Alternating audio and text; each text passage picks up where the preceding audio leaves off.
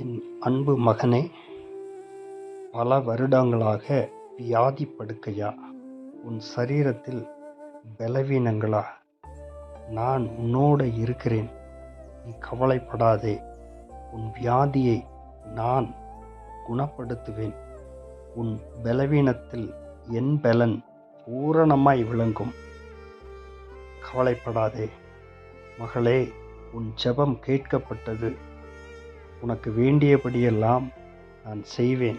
ஆகவே நீ கலங்காதே. நான் உனக்காக மரித்தேன் மகனே, இன்றும் நான் உயிரோடு ஜீவித்திருக்கிறேன். பயப்படாதே. நான் உன்னையும் உன் குடும்பத்திலுள்ள அனைவருக்கும் நான் சுகத்தையும் பலனையும் நிச்சயமாகவே நான் தருவேன்.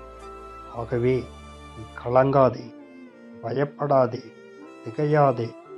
உன் தேவனாகிய நான் உன்னோடு கூட இருக்கிறேன். ஆமென்.